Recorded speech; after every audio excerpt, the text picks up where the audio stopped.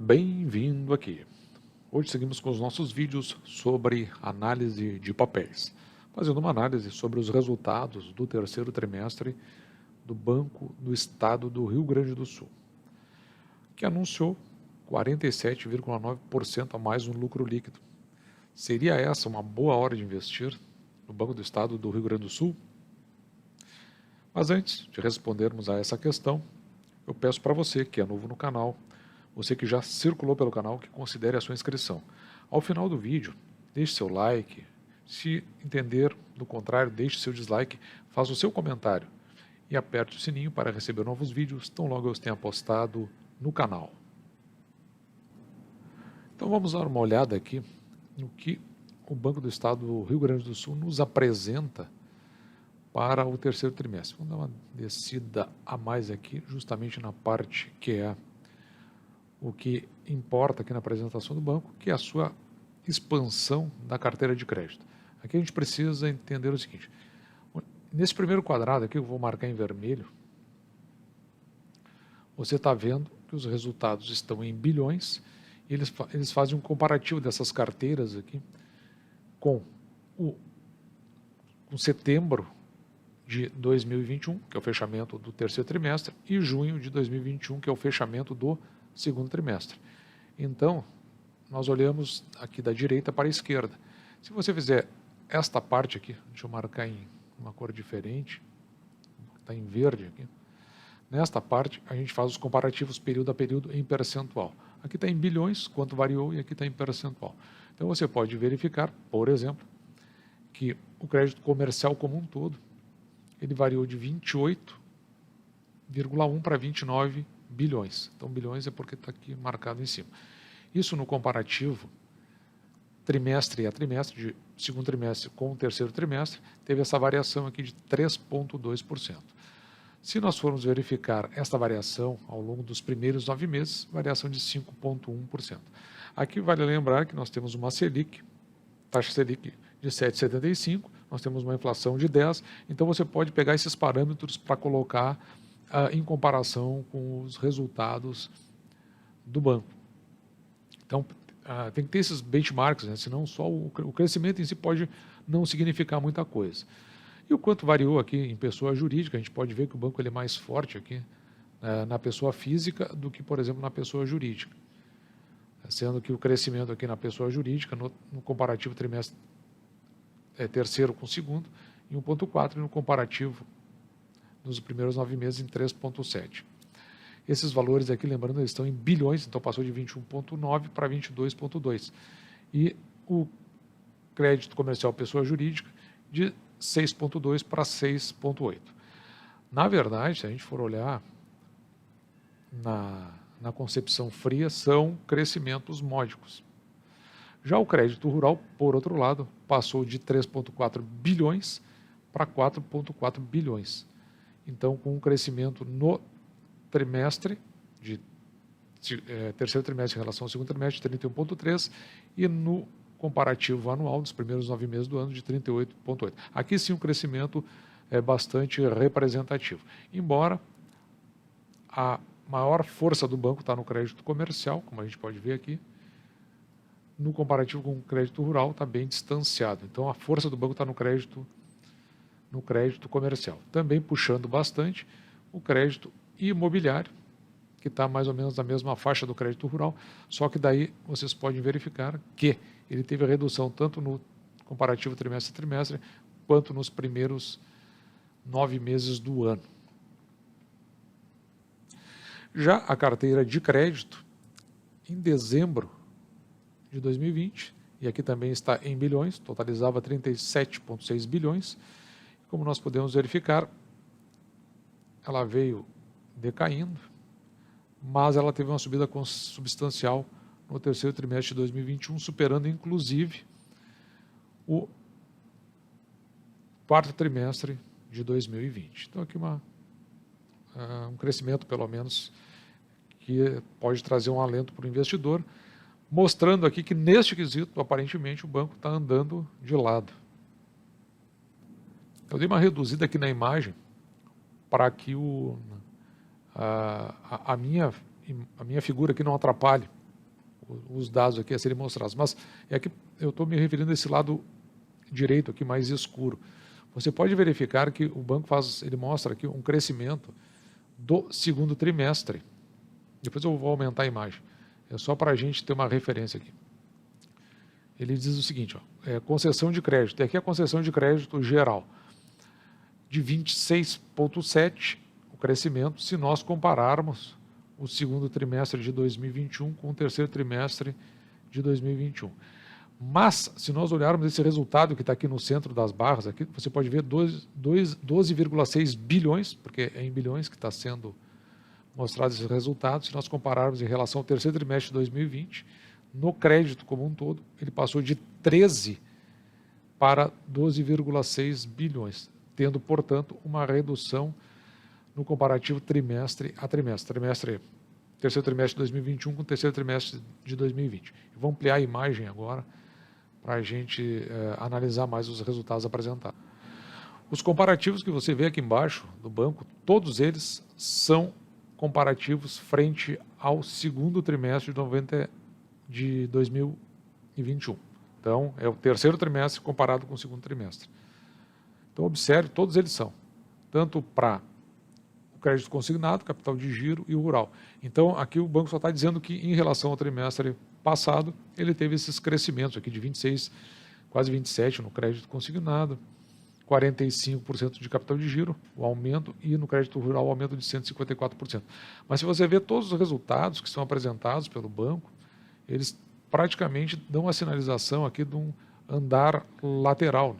Então aqui é um comparativo assim, só trimestre a trimestre não faz, pelo menos a meu ver, muito significado. Como é o caso aqui, ó, da expansão da carteira de crédito, você pode ver aqui, é sempre frente ao segundo trimestre de 2021.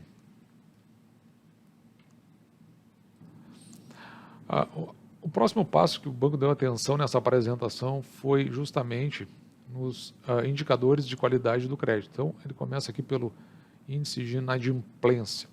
Vamos dar uma olhada no que nós temos aqui. Você pode observar que o total está nessa linha mais escura, que é esta que corre aqui. Deixa eu marcar com a seta para a gente saber, está aqui. 2,2. O banco tem uma força maior na pessoa física, então é onde ele tem o seu maior índice de inadimplência, e depois menor aqui na pessoa jurídica. Mas só para a gente ter uma referência, assim, eu vou trazer um comparativo com o Banco do Brasil, que a gente já analisou aqui no canal o terceiro trimestre. Veja que o índice de inadimplência do Banco do Brasil é 1,82, pelas razões que eu já expus quando eu fiz a análise dos resultados.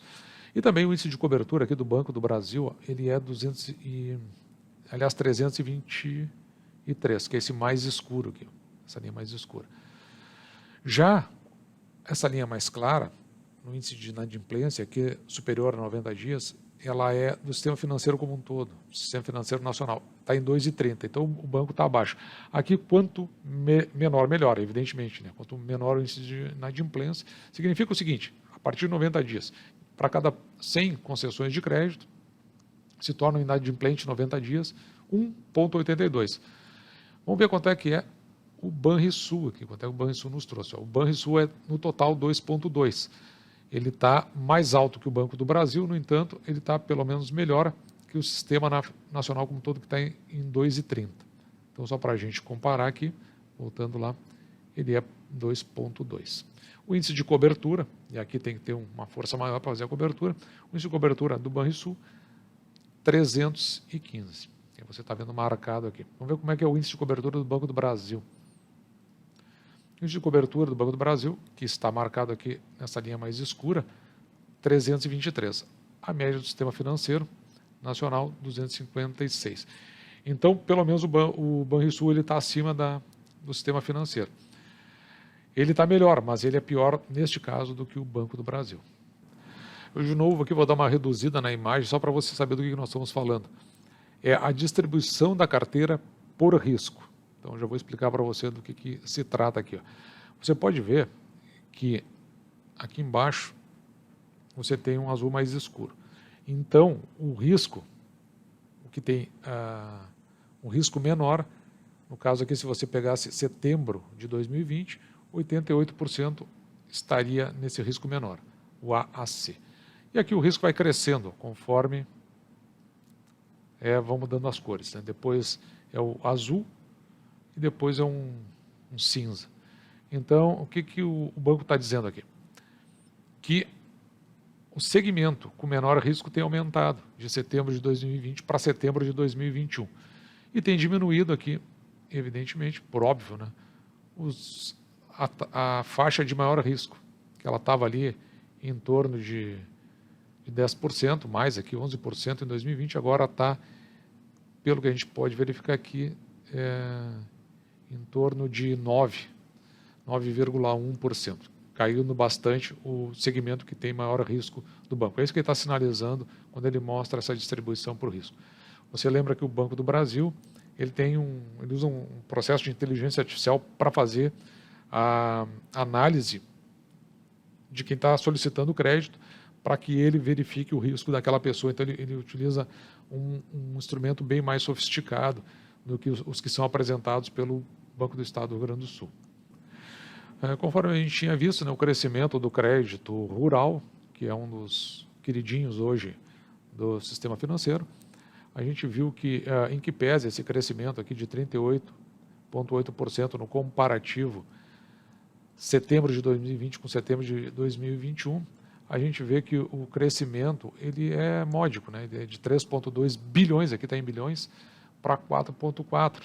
Embora pareça muito ali no evolutivo, assim, a impressão que dá também, o banco cresceu, mas ele não é o maior segmento de crédito do banco, mas sim é o comercial, pessoa jurídica principalmente, que é onde ele está em 29 bilhões, então esse crescimento do crédito rural, em que pese ele seja significativo de 38%, se nós pegarmos o todo, ele sinaliza que o banco tem um andar lateral nas suas consignações de crédito.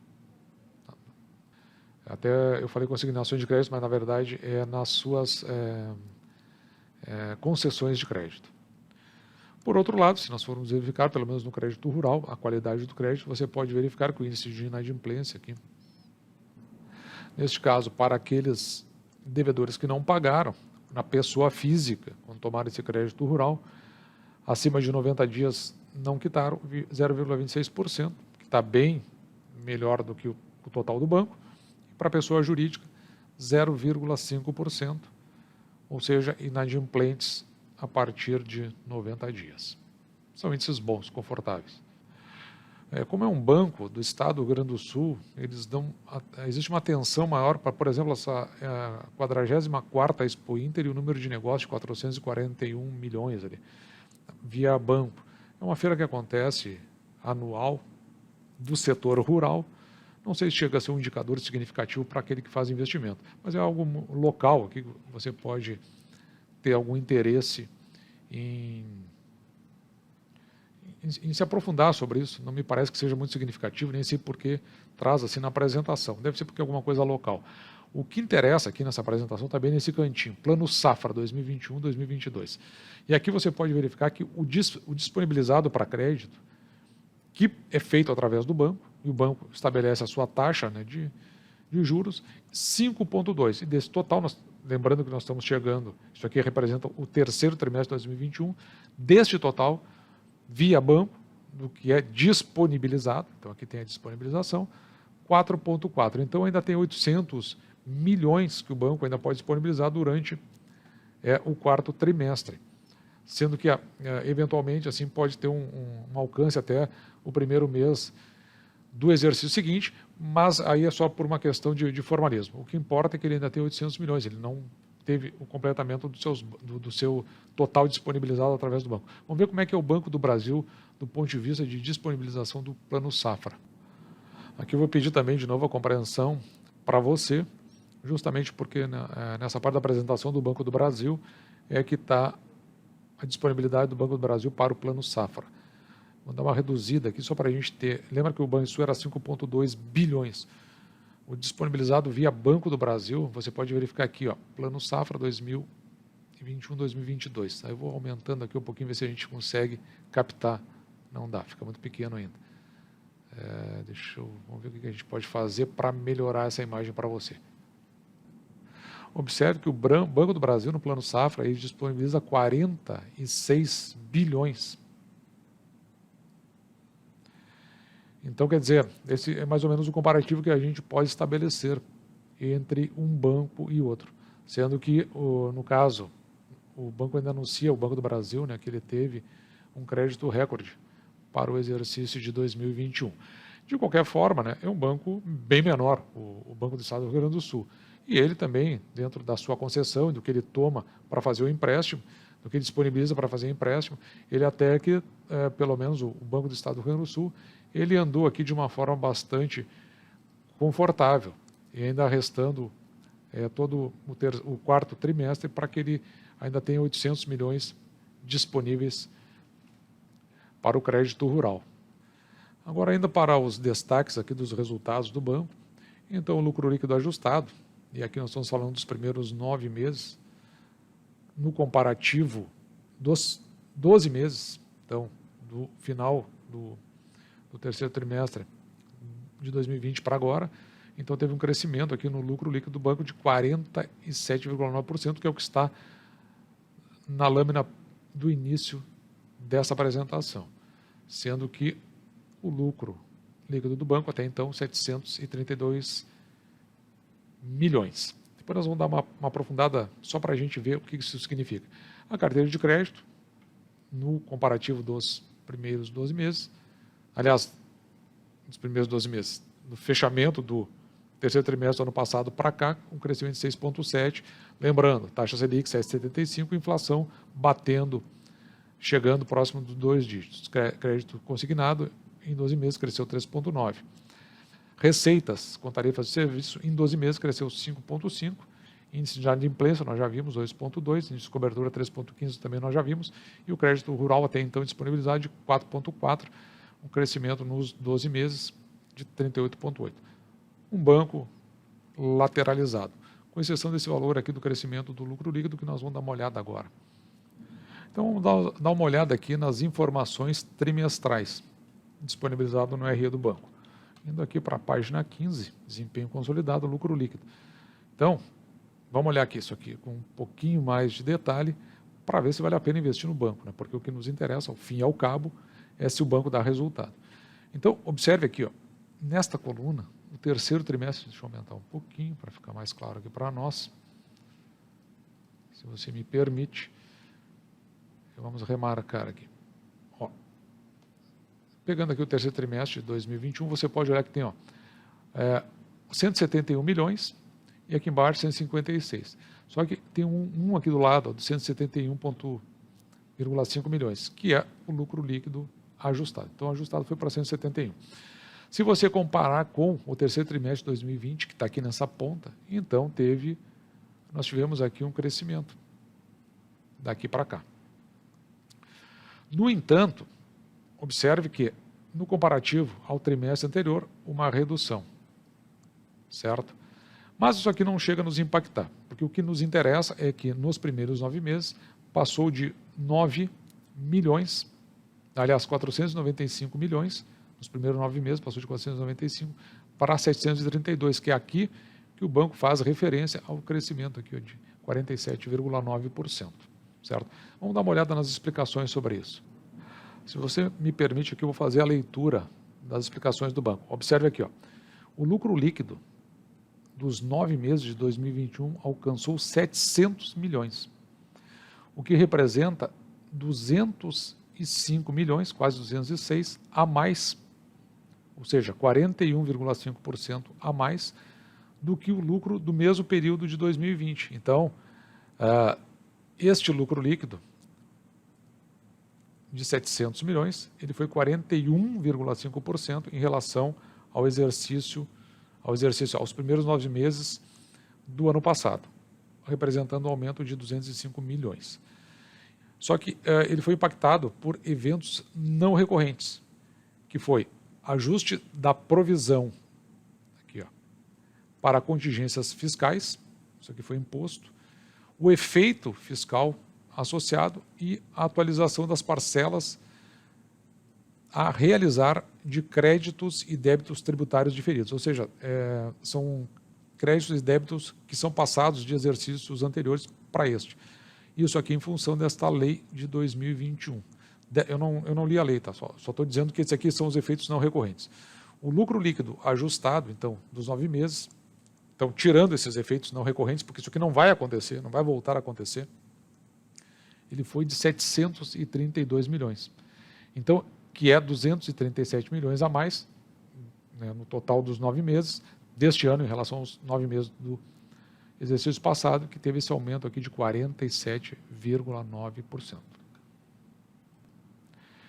E aqui um fator bastante interessante, que é só para nos chamar a atenção, mas a gente sempre coloca na nossa planilha. Observe aqui, ó, que a rentabilidade ajustada ela atingiu 11,4% sobre o patrimônio líquido médio. Então, o ROI é A porque esse aqui é anualizado, o ROI A, ele é de 11,4%. Diante do que nós apresentamos, você já pode verificar. Por exemplo, aqui nesse quadrado verde que eu marquei para você. Você pode verificar o seguinte, que esta variação, aquela que nós colocamos no início deste vídeo, 49,7%, ela foi relativa aos 9 primeiros meses de 2020 comparado com os 9 primeiros meses de 2021. Então teve essa variação considerando os efeitos não recorrentes. Os efeitos recorrentes então teriam sido um pouquinho menos aqui nesses 700 milhões. Mas o que me chama a atenção aqui, e que eu chamo a atenção para você, que diz respeito aos investimentos em si, é este fator que eu vou mostrar aqui. Observe que se você tomar o terceiro trimestre de 2020, o banco teve um lucro de 117 milhões, quase 118. No entanto, no terceiro trimestre, 157 milhões. Então ele é maior no comparativo trimestre a trimestre. Claro que a gente teve o ano pandêmico em 2020. E considerando os efeitos não recorrentes, teria ido a 172 milhões. Então esta queda trimestral, no comparativo trimestral, não chega a ser algo de impacto. O que resta ver é se ele vai repetir o mesmo resultado do quarto trimestre, que ele chegou a 329, 330 milhões, mas considerando os efeitos não recorrentes. Se colocar os efeitos não recorrentes, ele teria 232. Significa que o lucro do banco ao quarto trimestre ele tem uma tendência de aumentar. E se ele tem tendência de aumentar, é natural que a gente entenda que ele tem uma margem maior para pagamento dos seus proventos. E só para que você tenha uma referência aqui no retorno sobre os ativos do banco, você pode verificar o seguinte, que está em 7,9 aqui, mas isso é uma coisa muito localizada aqui trimestralmente, né? Veja que no terceiro trimestre também já teve essa baixa, então nós vamos considerar do ano todo quando nós vamos transpor os valores para a planilha, que deve estar variado de forma considerável, porque você pode ver que esses valores nos últimos 3 trimestres ele foi bem acima do 7,9. E aqui também outro fator que demonstra o que a gente vem falando aqui ao longo deste vídeo é com relação à captação e à evolução. Nos 12 meses, um crescimento de 3,4 na captação de recursos e nos últimos 3 meses 2,6. Lembrando, então, o impacto maior nos últimos 3 meses sobre no comparativo com os 12 meses. Lembrando que nós temos uma taxa Selic de 7,75 e uma inflação que vai possivelmente bater os 2 dígitos. Então, do ponto de vista de captação, a gente também está verificando que não tem nada de novo frente ao que a gente já tinha falado antes. O banco aqui está se movendo lateralmente também. Comparando aqui as despesas e receitas de tarifas e serviços, você pode verificar que, no comparativo nos primeiros 9 meses, uma redução nas despesas administrativas, aqui no total, essas despesas que estão em azul são as despesas administrativas e esta que estão em mais escuro são as despesas de pessoal. Enquanto a gente pode verificar que houve um aumento aqui nas despesas administrativas, houve uma redução nas despesas de pessoal. Isso porque ele tem um plano de demissão voluntário incentivado. Por outro lado, as receitas de tarifas de serviço, para fazer o contraponto a isso, um crescimento módico aqui de 1,6. Então, caiu 0,2 as despesas e cresceram as receitas de tarifas de 1,6. No estabelecimento de uma relação das receitas de tarifas com as despesas de pessoal, se você dividir as tarifas pelas despesas de pessoal, esse número, o desejável é que ele dê acima de 1. Então veja que no terceiro trimestre de 2020 estava em 93,7 e agora o banco está acima disso. Significa que as suas receitas por tarifas, elas arcam com as suas despesas administrativas, só que são despesas administrativas ajustadas, certo?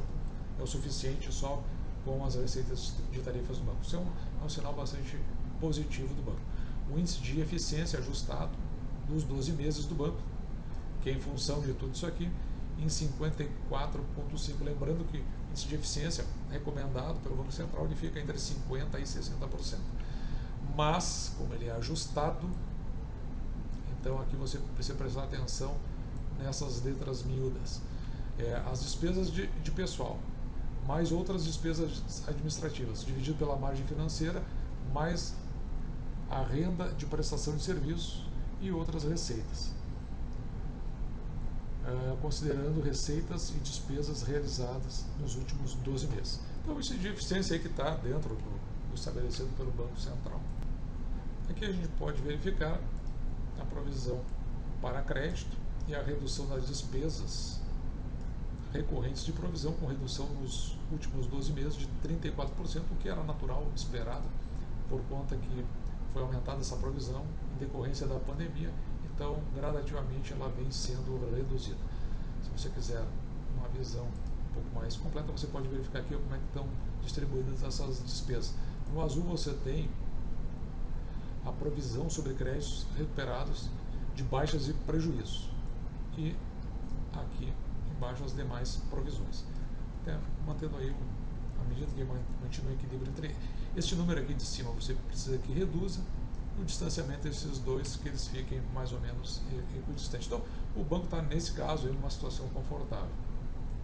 E agora, com relação ao índice de Basileia, o índice de Basileia é o quanto é a participação do banco para as suas concessões de crédito, quanto ele tem. Então, observe aqui, e aí o Banco Central recomenda ali a partir de 11%. Menos do que isso, ele entra numa faixa considerada vermelha. Então, olha aqui, o banco, está vendo esse Tier 2 aqui? Então, é a autorização do Banco Central para captação externa. Então, se nós desconsiderarmos esse Tier 2, que é esse em azul mais claro, então o índice Basileia do banco é de 14,5. Se nós considerarmos essa captação externa, autorizada pelo Banco do Brasil, o índice Basileia sobe para 17,9. Mas nós vamos trabalhar com 14,5 aqui para fins de planilhamento. E por fim, uma passada muito rápida aqui pelas demonstrações financeiras. Vamos para a parte aqui que nos interessa. Você pode ver os indicadores econômicos fornecidos pelo banco. Vamos dar uma descida aqui, aqueles que nos importam realmente para nós fazermos a transposição para a nossa planilha, para a gente ter em mente aqui de onde é que esses valores são tirados.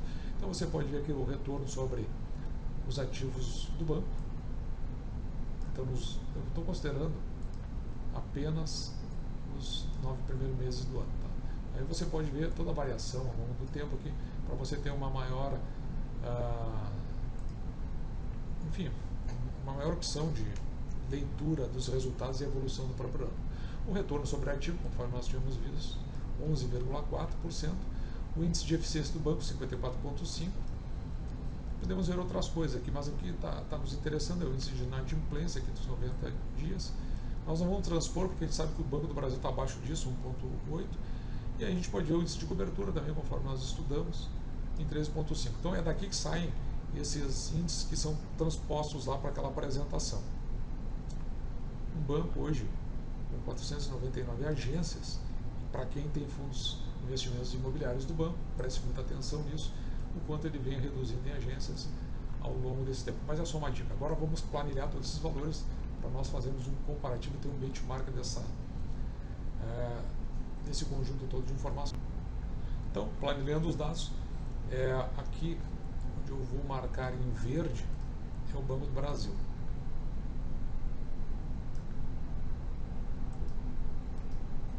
E aqui onde eu vou marcar em vermelho é o Banco do Estado do Rio Grande do Sul.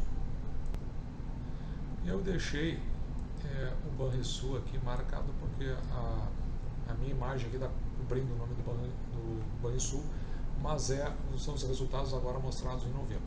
Então vamos lá, vamos começar aqui, ó. Retorno sobre ativo, certo? O retorno sobre ativo, Banco do Brasil 0,86, o Banco do Estado do Rio Grande do Sul 1,0. Se é retorno sobre ativo,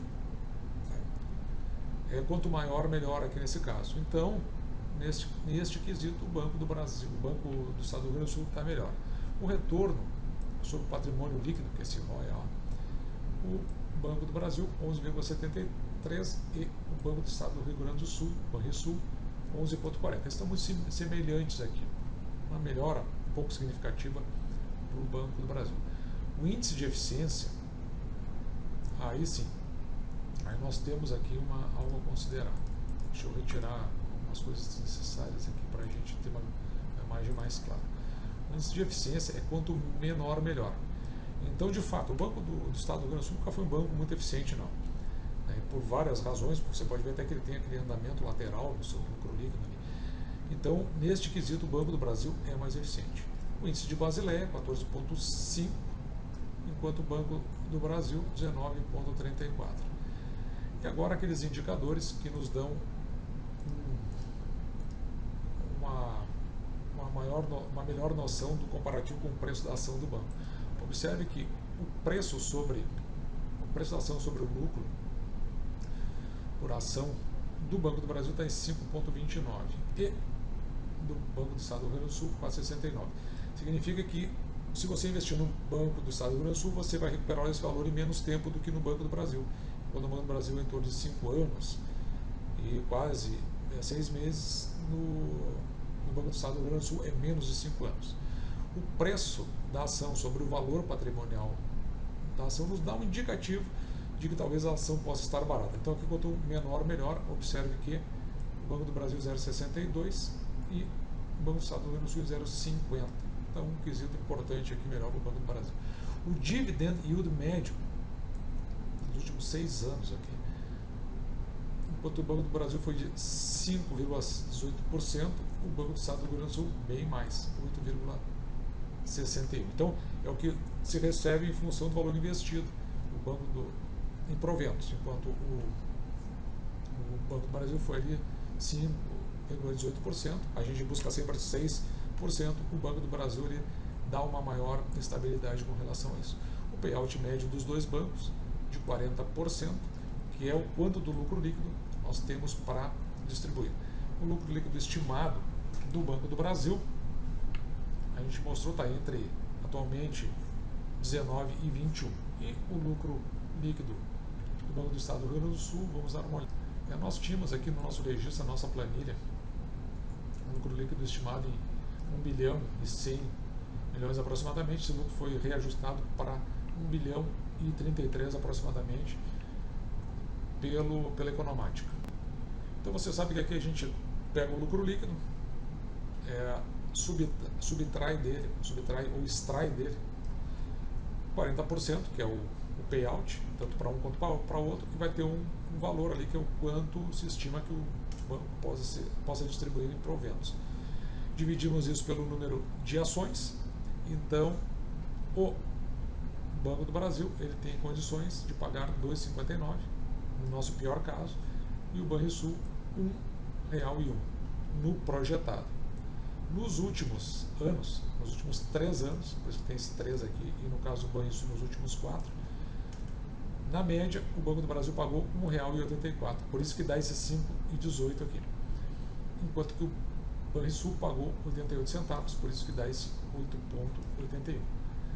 Nós dividimos isso, tanto o projetado quanto o dividendo dos últimos anos, por 6%, que é o mínimo que nós estamos a receber em proventos pelo valor que nós investimos numa companhia, aqui no caso do banco. Fizemos essa divisão por esses valores estimados e obtemos um preço teto.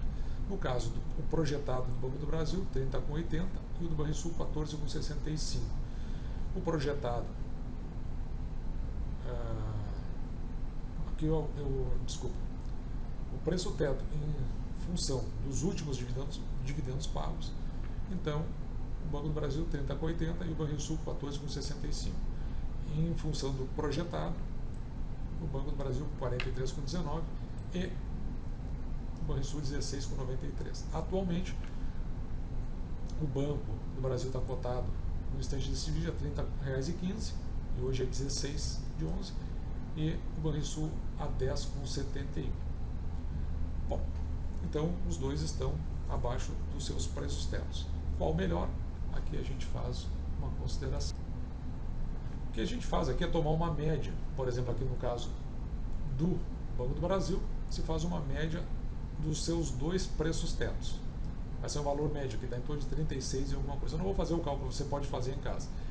E nós dividimos o valor atual por esta média. Então nós vamos ter um score aqui de 81, 0,81.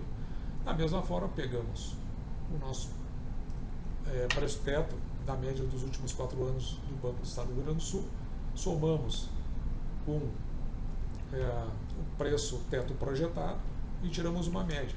Pegamos os 10,71, que é a cotação neste momento do vídeo, e dividimos pela média desse valor, vai nos dar um score aqui de 0,68. Nesta hora, nós escolhemos aquele que tem o menor score, porque é aquele que se distanciou mais da média dos seus preços tetos. E assim você pode ter uma referência para fazer o seu aporte. E já aproveitando, porque daí nós juntamos duas coisas, depois eu vou fazer um vídeo sobre aporte, em especial no Banco do Estado do Rio Grande do Sul, mas você pode verificar aqui, eu vou completar esse vídeo, porque é um vídeo específico sobre aporte. Você pode ver que o Banco do Estado do Rio Grande do Sul, na sua ação preferencial de classe B, está cotado atualmente a 10,53, então abaixo dos 10,71 que nós vimos lá, ao passo que o Banco do Brasil está cotado a 20,65, bem abaixo dos 30,15 que nós vimos. Então os dois estão oferecendo oportunidade de compra. Qual melhor nesse instante? A meu entender, o Banrisul. Então fiz uma ordem a 10,60, já foi executado, porque está a 10,54, para comprar 100 ações, aumentando a minha participação no Banco do Estado do Rio Grande do Sul. Então, depois deste vídeo eu farei um outro sobre aportes no Banco do Estado do Rio Grande do Sul. Esse foi, portanto, o nosso vídeo de hoje. Espero que você tenha gostado. Caso você seja novo no canal ou já circulou pelo canal, eu peço que considere a sua inscrição. Deixe seu like, deixe seu dislike, faça o seu comentário. Aperte o sino para receber novos vídeos tão logo eu os tenha postado no canal. Um grande abraço!